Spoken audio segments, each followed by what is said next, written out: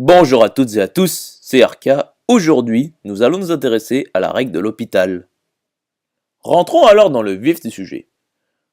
Énonçons tout d'abord le théorème. Soit A, un élément de I, avec I, un intervalle non trivial. Et soit f et g, deux fonctions dérivables sur I privé de A. Limite lorsque x tend vers A de g de x moins g de A sur f de x moins f de A est égale à la limite lorsque x tend vers A de g' de x sur f' de x. Alors attention, f et g peuvent être dérivables en A, mais nous allons montrer que le théorème fonctionne même si celles-ci ne sont pas dérivables en A. Passons alors à la démonstration. Soit I un intervalle non trivial. Soit A et B de I2 tel que A est strictement inférieur à B. Soit f et g deux fonctions de I dans R dérivables sur I privé de A. Soit h la fonction définie sur I par h de y est égal à g de b moins g de a le tout facteur de f de y moins, entre parenthèses, f de b moins f de a le tout facteur de g de y.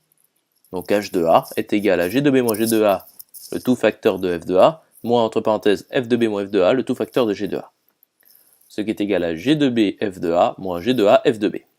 Et h de b est égal à g de b moins g de a le tout facteur de f de b moins f de b moins f de a le tout facteur de g de b. Ce qui est égal à g de b f de a moins g de a f de b, ce qui est égal à h de a. D'après le théorème de Rolle, il existe un réel c dans l'intervalle ouvert AB tel que h' de c égale 0. Et pour tout y de I privé de A, h' de y est égal à g de b moins g de a le tout facteur de f' de y moins, entre parenthèses, f de b moins f de a le tout facteur de g' de y. Or, h' de c égale 0. C'est-à-dire g de b moins g de a le tout facteur de f' de c est égal à f de b moins f de a le tout facteur de g' de c.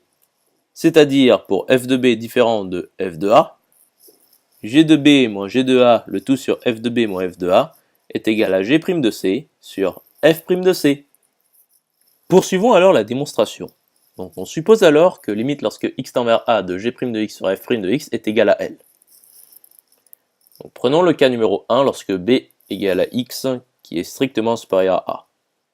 Avec la relation précédente, pour f de x différent de f de a, il existe c de x appartenant à l'intervalle ouvert ax tel que g de x moins g de a le tout sur f de x moins f de a est égal à g' de c de x sur f' de c de x. C de x car il y a dépendance de x bien sûr. Or, on sait que a est strictement inférieur à c de x, qui est strictement inférieur à x. Limite lorsque x tend vers a plus de x est égal à a, qui est égal à limite lorsque x tend vers a plus de a, qui est égal à a.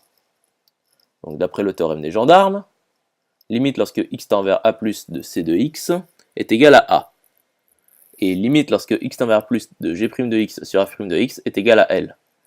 Par composition de limite, limite lorsque x tend vers a plus de g' de c de x sur f' de c de x est égal à L.